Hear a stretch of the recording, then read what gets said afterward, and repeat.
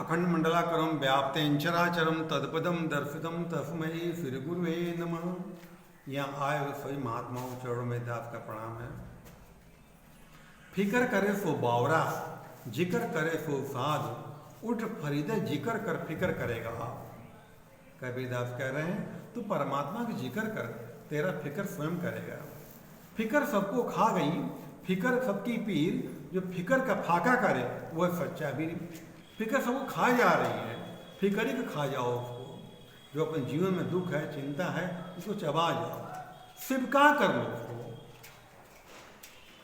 है जिसको जो समर्पित है उसको उसकी लाज, मछली जल में उल्टी बहे बहुत जाज गहराए। जिसको जो समर्पित होता है उसका योगक्षेम वो वहन करता है। मछली जल को समर्पित है, पानी का बहाव यूं हो मछली आराम से उधर उल्टा भाग जाएगी। पानी में कितना बाउंडर क्यों ना आता हो, मछली का अहित नहीं होता है, क्योंकि समर्पित है। और इतनी समर्पित है, उसे निकाल दो जल से बाहर तो प्राण त्याग देती है। फिर कबीरदास कह रहे हैं बहुत ज्यादा गजराज, हाथी बह जाएगा पानी के बहाव में। इतनी बड़ी मछली को फर्क नहीं पड़ सकता है, उतना विशाल हाथी बह जाता है। रामचरितमानस में भगवान राम कहते हैं, सुनि मुनि तो ही कहूँ सर्वोसा, भजई मम तज सकल भरोसा, तिनकी मैं करूँ सदा रखवारी, जिन बालक राखे मातारी।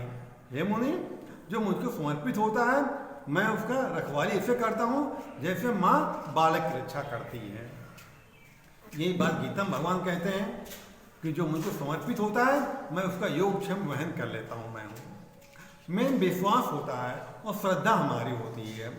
प्रकृति परमात्मा में परीक्षा तो लेकर करता है। संसार में जो कुछ आए, जो भी आए, सबको परीक्षा गुजरना ही पड़ा हुआ है। इस संसार में दुख से कोई बचा नहीं है। संसार में दुख सुख सभी को होए, ज्ञानी काटे ज्ञान से, मूर्ख काटे रोए। ज्ञानी ज्ञान से काटता है कि समय मेरा गुजर जाएगा, लेकिन जो मूर्ख प्राणी होता है वो सोचता मेरा समय कभी जाएगा नहीं, वही चिंता में डिप्रेशन चला जाता है। होता क्या है, एक विचार मन में आता है और विचार सोचने लगता है, वही विचार बड़ा हो जाता है और डिप्रेशन घुस जाता है भैया। अब जरा विचार आया, हमने उसको पनाह दे दी उसको और सोचने लगे, वही विचार हमारे दिमाग घुस के पूरे दिमाग को घेर लेता है। वही है, यही विचार ही इंसान के हैं जो इंसान को आत्महत्या कर डालते हैं, मर्डर कर देते हैं, चोरी कर लेते हैं, डकैती डालते हैं। तो विचार ही तो हैं, ये विचार ही तो हैं। विचार पक जाते हैं। चलते फिरते, उठते बैठते, खाते पीते, जो मन में विचार आता है उन विचारों को देखो, उन विचारों को साक्षी बन के देखो, ये विचार है कैसा। क्या विचार मुझे परेशान करने वाला है? अगर परेशान करने वाला तुरंत निकाल दो। पल भर खोपड़ी में आ गया तो बाउंडर मचा देगा वो। अब माना कि आधा गिलास पानी 1 मिनट पकड़ रहो, कोई फर्क नहीं पड़ता है। 1 घंटे पकड़ रहो, हाथ भारी हो जाएगा। दिन रात पकड़े रहो, हाथ शून्य हो जाएगा, पैरालाइज हो जाएगा। पानी उतना ही था, हमने पकड़े पकड़े भारी कर दिया। इसलिए मन में कोई विचार नेगेटिव आया और हम सोचने लगे, वही विचार बड़ा हो जाता है और डिप्रेशन चला जाता आदमी है। चिंता ऐसी डाकनी, काट कलेजा खाए, वैद्य बेचारा कहाँ तक मरहम लगाए। चिंता कलेजा आदमी खा जाती है, इसलिए चिंता जगह चिंतन करना चाहिए। चिंतन और चिंता में बड़ा फर्क होता है। चिंता वो होती है कि घुल रहे हैं हम, ये परेशान सोच के हम घुल रहे हैं, और चिंतन वो होता है परेशानी क्या है, कैसे हमारा इसका समस्या समाधान होगा। और जीवन में सभी के परेशानियाँ आती हैं, लेकिन एक ऐसी विद्या मैं आपको बता रहा हूँ जिससे आपका मार्गदर्शन होगा।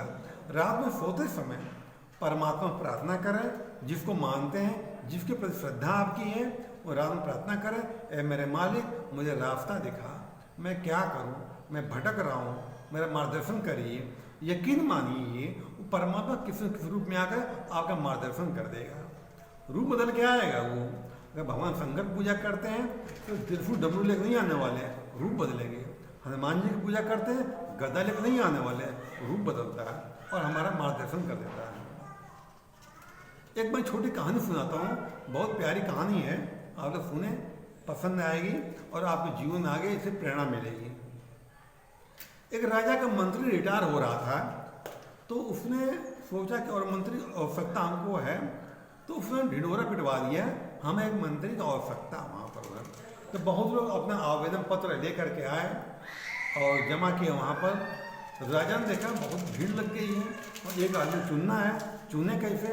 उस राजा ने कहा कि मैंने एक मंत्री में एक ही चुनना, खाली मुझको परीक्षा देनी होगी, जो परीक्षा में पास हो जाएगा उसको मंत्री घोषित कर देंगे उसको।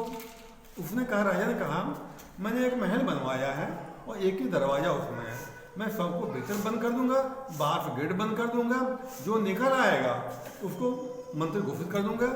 3 दिन टाइम दिया गया था, खाने पीने की व्यवस्था पूरा की थी वहाँ पर। तो उन्होंने सोचा, लोगों ने सोचा कि कैसे हो सकता है, एक ही दरवाज़ा, अब बंद करें, निकलें कहाँ से हम लोग? तो आज सब लोग अपना आवेदन पत्र वापस मांगने लगे जाकर वहाँ पर। आखिर में 3 आदमी बचे, 2 विद्वान बचे, एक साधारण इंसान बचा, एक ज्ञानी वो भी था वो है। तो 3 आदमी बचे, तीनों को अंदर बंद कर दिए गए। 3 दिन टाइम दिया गया था वहाँ पर, सब व्यवस्था, खाने पीने व्यवस्था रखी थी, जो पानी तो वहाँ पर बंद कर दिया गया।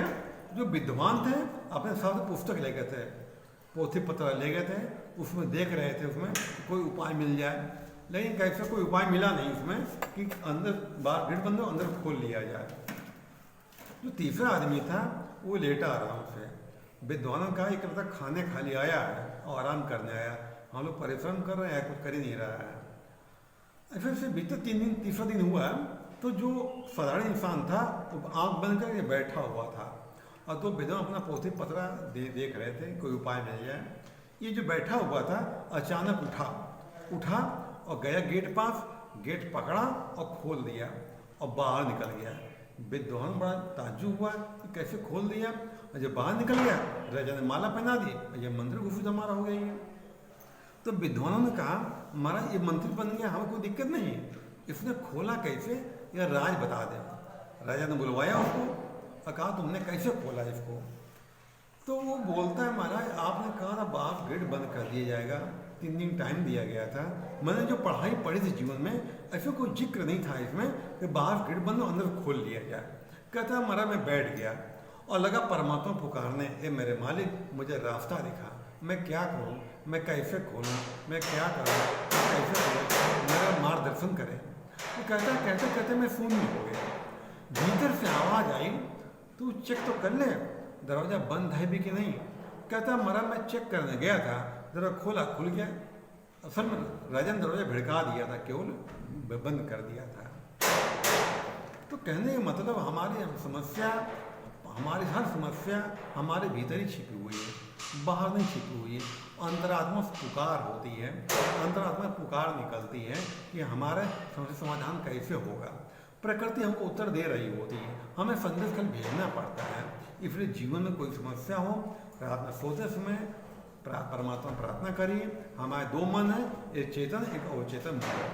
चेतन के बाद अवचेतन मन चली जाती है हमारे, और हमारी समस्या का निराकरण हो जाता हमारे। तो परमात्मा अनेक जगहों से हम उत्तर भेजता हमें, हम सिर्फ पकड़ने जरूर खाली होती है। चलिए, और हम लोग एवं टाइम हो चुका है, आप समझ